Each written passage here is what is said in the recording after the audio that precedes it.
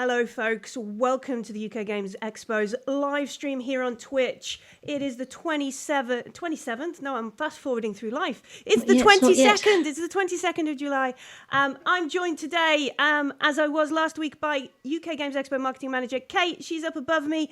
And these wonderful faces over to my side are Phast Games, Hello. associate sponsors of Virtually Expo. Hello. How are you doing, guys? Right. Doing great. It's a little bit early in the morning for you, isn't it? Oh, it's not that bad. 8 a.m. Not too bad, yeah. I'm an early bird myself, so no biggie. So we have here with us Scott. Scott, could you tell us a little bit about what you do at Phast? Yeah, sure. Well, I'm a game designer. Primarily I'm coming with the first ideas, first pass with a lot of this stuff. But I'm super lucky to work in this nice small game company where it becomes collaborative really quickly. But yeah, that's my primary role as a designer. Excellent. And then we're also joined by Jason. Hello. Yeah, so Darren and I, who you'll hear from in a second, we started Phast 2 years ago. We found Scott when he won an award for Dungeon Drop, the earliest version of it, and that's really what set the basis for our company and kind of where we're at now. Darren and I also go back much further as part of another company which is basically just a design firm where we were designing our own games and pitching them out to other publishers, and that was Geek Fever Games, and that goes back to 2012. But really, we've in the last 2 years have kind of focused our efforts on Phast and what we're doing here. So, Cool. Just down there. I think we just lost video on the Twitch stream, Mills. So we're just trying to have a look at that. Oh no, I'll fix that now. That's all right. I'll sort that out for us. What's happened there? It's all a learning curve, isn't it? So each week we solve another problem, and each week there's something completely different. And I mentioned this to a programmer friend of mine, and she sent me a thing saying, what was it? 487 bugs detected. And it's like, bug fix done. 508 bugs detected. You're just like, okay, we've got it now. Brilliant. There Thanks, we go. Mills. Awesome. Thank you. We missed someone out from that introduction. Darren, isn't it? Yes, hello. Down in the corner there. Let us know a little bit about yourself. Sure. Well, Jason and I, we formed like this really, when we founded the company, we formed this really good bond and kind of a yin-yang thing where we both have a lot of overlapping skills, but then there are some areas where he far excels on mine, and there are some other areas where I can contribute a little bit special talent that I've acquired over the time. Well, but if you really have to break it down, we're both very involved with development, but Jason is also particularly good at a lot of the business stuff. And I kind of focus a lot on the graphic design stuff. So I love working with, I can do art as well myself, but I particularly like working with really good artists and using their stuff and putting it together in a format that works and communicates the gameplay ideas that we're trying to get across with what we're doing. So yeah, a lot of visual stuff. And I think I'm pretty quick at doing it too, which I think helps a lot too with our turnarounds, because for both Jason and I, this is not our full-time gig. We're doing this on the side. Not yet. Not yet. I love it. But so this is what we're, so we have just a really fantastic working relationship. That sounds tremendous. So you're talking about the artwork and things for the game. It is actually quite lovely. Have we got a couple of stills of those, Millie? I can show you. We can show you the box with this wonderful elf. Is it an elf next to the dungeon drop box and some cubes? Absolutely adorable. Do you want to talk us through this then, chaps? Yeah, so I'm not seeing what you're seeing, but if you're talking about the wood elf, yes. Yeah. So, and there's actually a really fun story. Actually, Darren, I know you love the story, so why don't you explain how that wood elf came to be? Okay, well, we were working on another game that's still in development, which Queen's Quest, and there was a character in Queen's Quest that was picked up, like basically a lot of the artists are all together on Instagram and all these other things. So there was a different artist who saw the picture, the pixel art version of that same character, And so she did this extremely cute version of that character in her style. Well, when we were making Dungeon Drop, we were thinking originally about, exploring the whole bitmap pixel 8-bit look as well. And it just wasn't working. And then kind of at the same time, both Jason and I remembered back to the picture that was a fan art picture. And then we contacted that artist, and it was just, she was absolutely perfect for what we needed this product to be. Very, like, even her personality in digital format when we're communicating with her is cute. She just exudes cuteness, and so does all her work. And it was just a perfect thing. I don't know, Jason, if you want to add anything to that.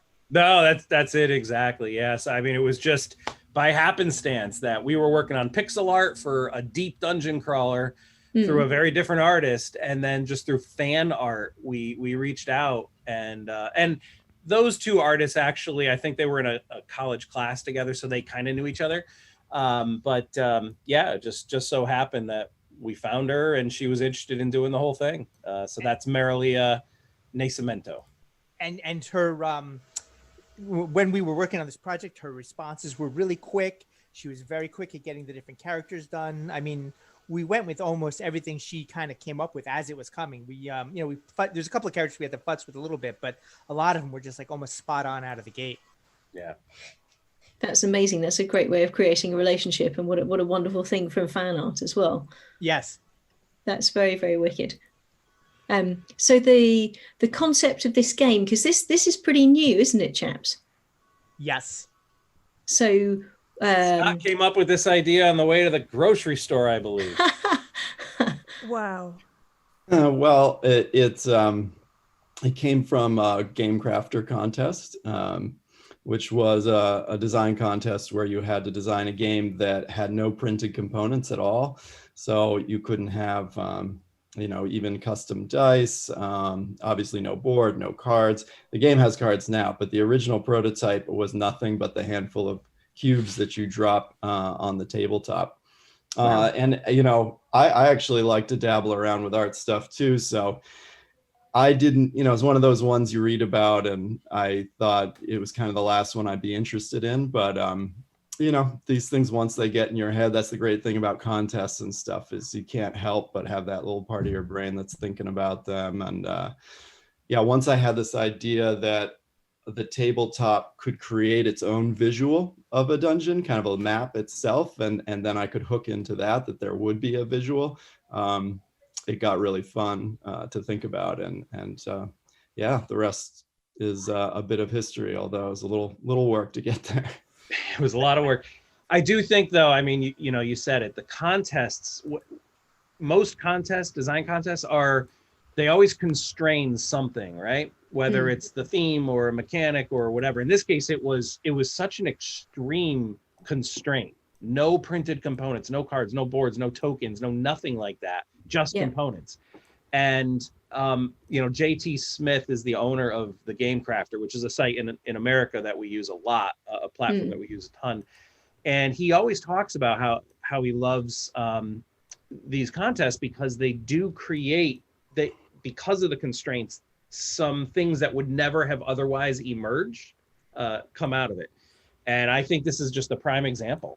This idea probably would never have come about, and it is so unique and so different, and that's why it's done as well as it has. So I can't second that enough. That the constraint really is what creates. I mean, a lot of creativity is basically getting around constraints. So the more extreme the constraint, the more creative you have to be to have something that's good with that constraint. And when that happened, we just, and Jason just had a fantastic eye on it. He just saw it, and basically he was like on it as soon as he saw it. We want it. So do you run a lot of competitions? Do you take part in a lot of things like that as individually or as part of Phase Shift? Is that what gets the creative juices flowing? Well, so several of us on the team, Geek Fever was a team of 4, and between the 4 of us, we've certainly submitted a fair number of designs to contests, and we've won other contests in the past as well. So for the same reason, I think that they're really good exercises to go through, and sometimes some really cool things emerge out of that. But I mean, at the moment, we're not really focused a lot on submitting to contests, but we've actually run 2 of our own contests now. One of which was for just open, like any game that kind of pushes some dimensional envelope, which is really what we're all about, which is what Dungeon Drop does.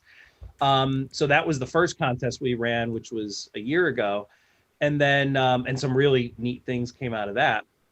And then just recently we ran another design contest, but it was specifically for a mini expansion for Dungeon Drop. Ooh. And we basically, the constraint was there's, I don't have them here on my desk, but there's, you know, we have a lot of these cubes, and the constraint was you have to add some number of these treasure chest cubes to the game and come up with a set of rules that surround it.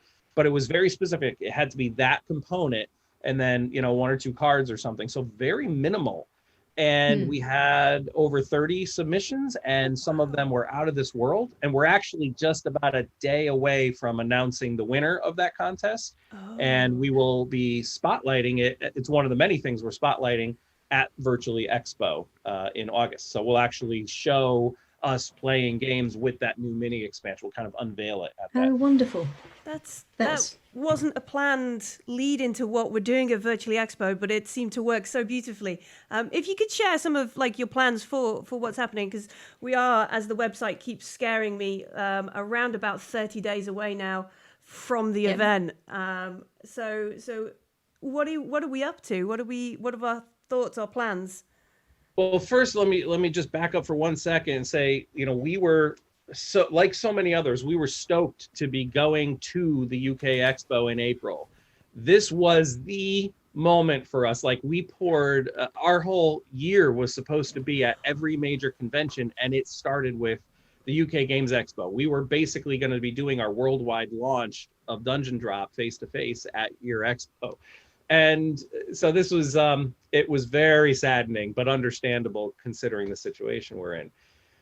So we were thrilled when you decided to go virtual, and obviously Origins attempted to do something similar, and Gen Con is doing something similar, and I think Essen is, but we kind of went all in with you, with Virtually Expo, maybe because for us spiritually, this was the start for us. This was gonna be the big splash that we wanted to make. So, so we have the 3 of us here, and others that'll be part of the team will be, you know, fully present during the American hours of the UK Games Expo. So we're not going to be up at 4 a.m., but we'll get up as soon as we can. And we have a number of things that we're planning. We're gonna, like I said, we're going to do some unveilings. There's actually 3 unveilings. One is what I mentioned, the mini expansion. 2 is what our fall campaign is going to be, our fall Kickstarter. And 3 is what our next game is going to be, which is a 2021 Kickstarter plan. And we're not just going to be showing some splash images. We're going to kind of unveil, talk about what these games are, and then we're going to sit down and play them. And so people can watch how the gameplay works for each of these 3 different things. So those are some of the types of sessions that we're going to run. Now, those aren't really interactive because they're, you know, we'll live stream so you can comment and so on, but it's really us playing. But we will also have tabletop simulator games that we're hosting of the base game of Dungeon Drop. So anyone can join up for those. I don't know if we're going to have, you know, somewhere between 4 and 6 sessions over the course of the weekend. So those will be available. People can sign up and play with the team. Then we'll also do a couple kind of panel discussions where we're talking about, you know, what we learned from the first Kickstarter, all the things that we went through, how we got to where we are, and then kind of what's coming next and how we might do things differently. So yeah, those are the kinds of things we're doing. And then obviously our open booth hours using your video chat that you've made available. Awesome. So it doesn't sound like it would have differed too much from what you would have done if you'd got over here, in terms of, we're going to be able to play all your games, we're going to be able to see all the new cool stuff that's turning up, and we're going to hear all about your plans for the future and your lessons. It's really cool to hear all that. Obviously I need some more coffee because I'm stumbling over my words. I think I'm just Can you tell us a little bit more about the game itself in terms of how it plays, what you're doing? Because there's all these different unique combinations and things. That's part of the selling point for this, isn't it? One thing I wanted to interject just from a carry on from something just before is with the contest. Another thing that we like to do a lot is a lot of engagement with our fans and the people that bought our games. And so one of the things that we've created is a Tinkerer's Toolkit, where I've made available all of the different raw files, Photoshop files or whatever, for the cards. We specifically designed our cards for the printing that work exactly with the Game Crafter, as we mentioned before, for their cards. So if there is somebody and they want to design their own card, they can then go and have it printed at the Game Crafter, and it will fit in seamlessly with the game. And they post to us and we talk about it. So I just wanted to get that thing out as well, that we're just very engaged with our fan base and very interactive with them and providing them opportunities to do stuff with us. And who knows, something might come out of those things that they've created. And if Jason wants to answer the question you just asked. Actually, I'll let Scott answer the question as to how the game plays. That's his baby. Sure. So, no, great point about that. No, that's a wonderful thing to do. That interaction and engagement with community is massively good. Yeah, and just to further the point that I made earlier, that was, if there's one thing that's missing, we do love that face-to-face, but Yes. we hope to recreate that as much as we can digitally. We'll be live. Actually, we're going to be live at my brother's studio. So my brother owns a company called Maselli Productions, and he's a production engineer, and they do a bunch of photo and video work. And so we'll have the full multicam setups and overlays. And it'll be very nice and pro. So we'll have a nice environment to stream live and interact live. Anyway, but Scott, what's Dungeon Drop? All right. Well, it's a dungeon crawl traditionally in theming, but the gameplay is something really different, and obviously I owe part of that to the contest. But because of that, I can say it is a very unique take on a dungeon crawl. You're going to gather up this big handful of colored cubes that are more than colored now. They're very tactile, and they've got all kinds of little sheens, like the gold cubes are shiny gold and everything. And you're going to drop these onto the tabletop, and it instantly creates a totally unique dungeon. You can see it. It's one of these things when you watch people playing it and you don't know the game, it looks like people are kind of crazy because they're just staring at a table full of these weird cubes, and they seem to understand like what they're looking at. But if you don't know the game, it just looks like you can't see it at first. But as soon as you do, and you understand that the key cube on this table are these pillar cubes, and you connect them to form walls.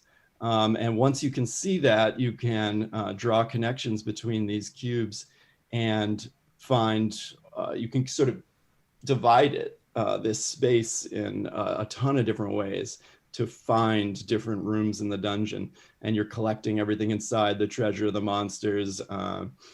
And your only restrictions are you can't kill your character, and you can't form a room that has one of these pillars inside it. But other than that, you can do just about anything you want. And your characters, which are a unique combination of a race and a class, give you two different ways to kind of manipulate this space. So it's, each person playing can, because of their unique character, can manipulate it in different ways. So that's sort of the gist. And over the course of 3 rounds, it's very quick. You're trying to gather as much loot as you possibly can. But I think, what makes it so fun, and part of the connection to what Darren's saying, is it's fun to connect with our fan base over it, because once you understand this world, it's like, it's really spatial. It looks like a pure dexterity game when you see it, because it's got all these cubes, but it isn't. It's really this very spatial mapping game. It has some fun dexterity elements, but we even have a version that takes out all the dexterity if you want. Once you see this very physical interpretation, spatial interpretation of a dungeon, you can start imagining just translating all the traditional tropes of dungeon crawling into this space is a lot of fun. We have a lot of fun doing that. Oh, a gelatinous cube, how could that exist in this space? And it always leads to something interesting. Like as an example, our gelatinous cubes that we did add as a little mini thing for the Kickstarter physically gobble up the nearest cube to them on the table, and you put it on top of the cube, it stacks vertically. And it's just really interesting to keep, there's no end to this. It can be like, well, how about, if a lich was in this dungeon that could bring things back to life, how would that work here? And it's a lot of fun. It's a lot of fun. A lich, you say? Easy, Tiger. We think we start a bit lower level. But yes. Hint, hint. Things to come. Things to come. A bigger, more exciting and dangerous things are going to arrive in this dungeon soon. Absolutely. Oh man.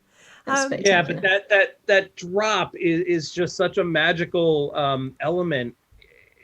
That's the unique thing, right? It's like, how do you make this? You just pick up a pile of stuff and drop it, and it spreads out on the table, and it just forms this dungeon. And then original versions, that was it. You just dropped once. And now what we've, over the course of development, we added it so that on every player's turn, they're able to pick up the explore phase. So they pick up some more cubes and drop them in, because the drop is so much fun and it keeps things fresh and moving around and shaking.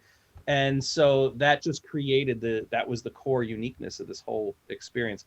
One of my favorite quotes was, he's now one of our localization partners in Brazil, from Louis. He saw all these ppictures we were posting, and the pictures just look like people staring at a table like this, and like and he posted it, and he said, "What is this dungeon drop madness? Bunch of people staring at cubes," because that's what it looks like at first, but it really gets people like looking at all these different angles and contortions, and it really gets people moving and engaged in physical space. And I mentioned earlier, our contest that we ran the first time around as Phase Shift, pushing some dimensional envelope. That's kind of how we try to define ourselves as Phase Shift. Is I won't say what we don't want. What we want are games that really expand the space. So in this case, 3-dimensional space. There's all this table space above the surface that we generally don't make use of. We have flat boards and flat tokens and meeples maybe this high, but there's so much more space. So I'm personally, I'm very interested in some of the 3-dimensional games and building games that are starting to emerge more now. And then the space of or pushing the dimension of time. How you can have a game that takes place, over a different span of time, or maybe a game that's happening in 2 rooms simultaneously. These are just crazy ideas, but those are the kinds of things that we get really jazzed up about, because that's really different, and we want things that are really different. So there has been a question in the chat from Mav I Am. They ask, are the dungeons kind of predefined, or are the adventures predefined? I'm kind of guessing it's every single game is unique. Is that right? It is. And, so obviously I've played the game, literally like 1 million times now, but as Jason is saying, there's this magic to that first drop. I mean, I'm playtesting new stuff right now, and I do that first drop, and I know every single time I'm going to see a unique layout. There's nothing predetermined about it. It can be a challenge from a design perspective, because you have to take in the possibility for very weird things to happen in the layout. And some of the tweaks we made over the course of development were trying to accommodate that. An example is that the treasure can fall outside the dungeon. So because the pillar cubes define the walls of the dungeon, right, the treasure can fall outside of that, which, in an initial version of the game, like my first contest entry, that would make it ungettable. But of course, we have a whole host of ways to deal with that now. There are a lot of abilities that allow you to mess with stuff that's outside the dungeon.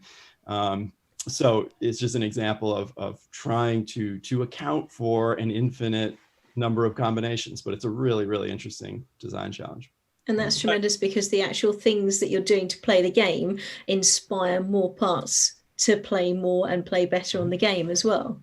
That's yeah, and wicked. it gets really cool because then thematically you're like, well, how could someone be getting outside the dungeon and Yeah. tunneling outside or throwing Grappling ropes or Yeah. It's got to be a grappling hook.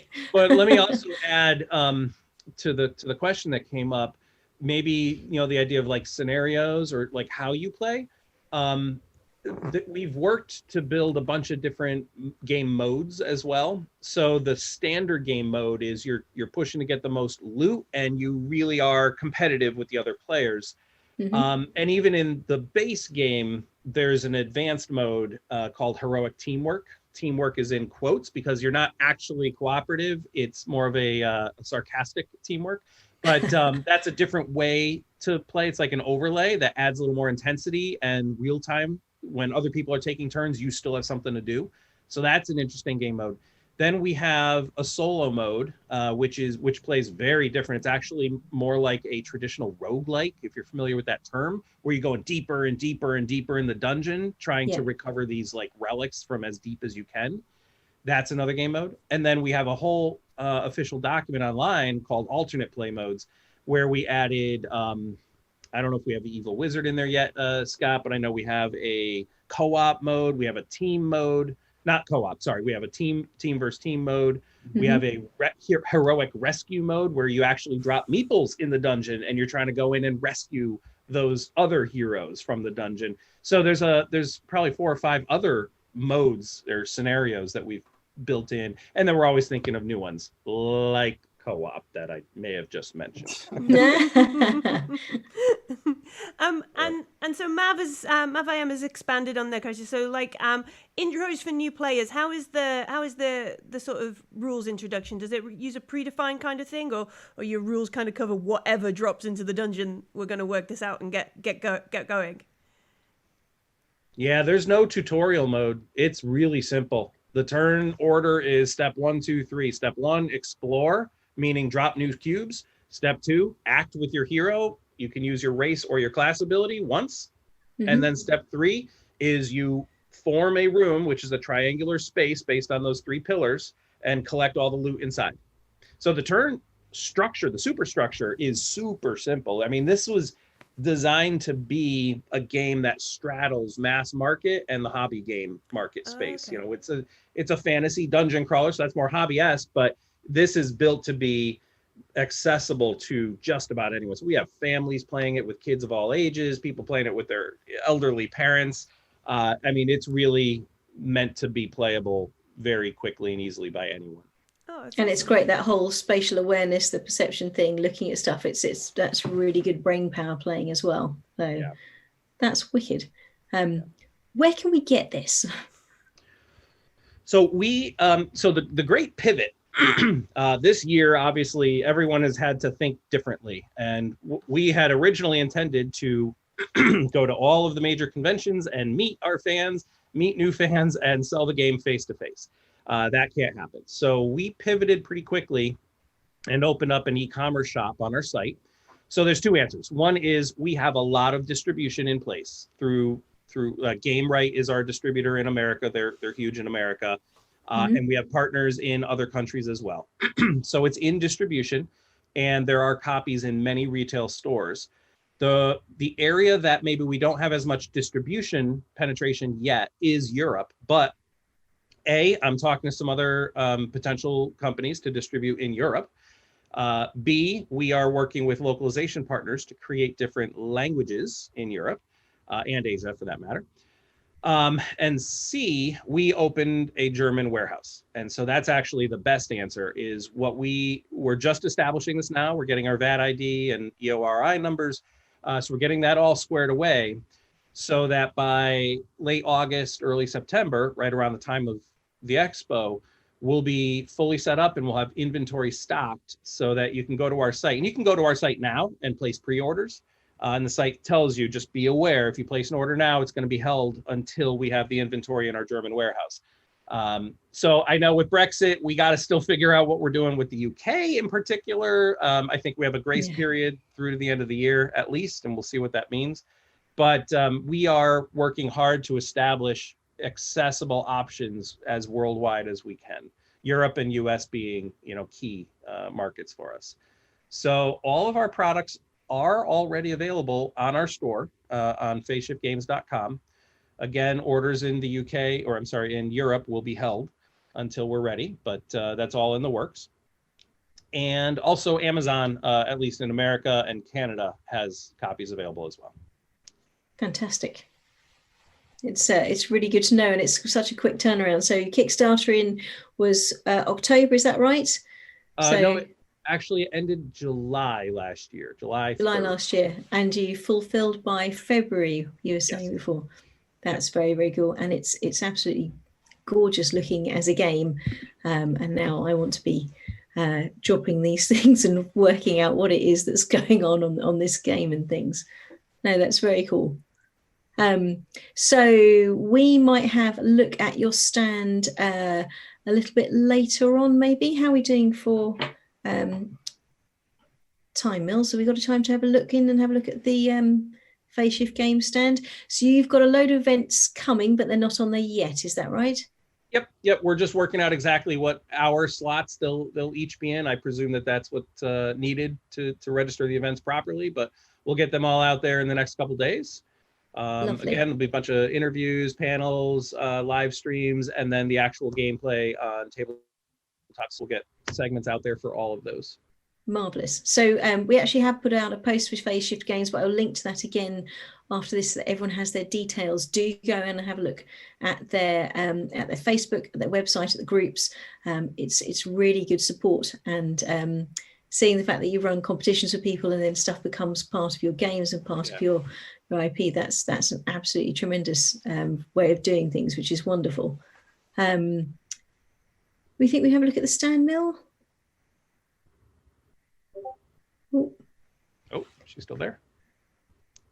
I think we've lost Millie very briefly.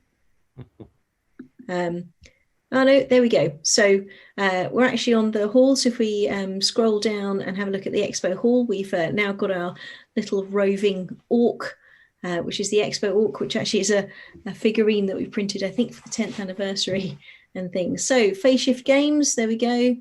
And if you have a click into there, nice big seeing what you're about, what's going on. And again, more of this gorgeous artwork showing what's happening, where you do stuff. There's a bit of an explanation. You guys have got videos and media already introducing this as well, haven't you? Yep. Yeah, we put our intro video out there. I can put out, there's a new set of products that we're manufacturing right now. So they'll be in the storefront as well. And again, they're available for pre-order.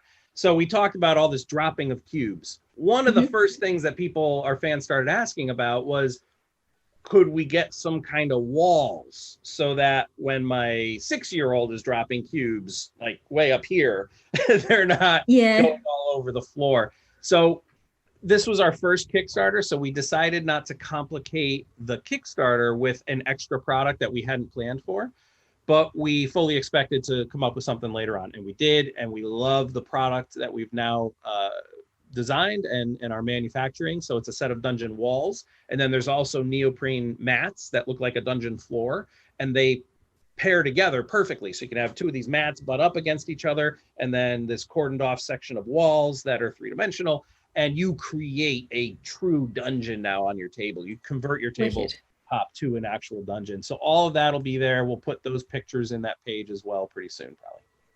That's tremendous. I can see this also being used slightly randomly. If I'm a DM and a GM, as is Millie, and it's one of those. It's like, what on earth is supposed to go in here? It's like, get your guys game out and going, that's it. So it's a gelatinous cube and a lich riding it. I think that's kind of what we're looking for here.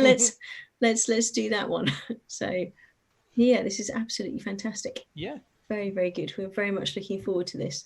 Us and too. Also, thank you very much for sponsoring us. I know this is your first time doing Expo anyway, and it's also first time sponsoring. So massive kudos. Thank you. You're helping to make Virtually Expo possible. Thank you.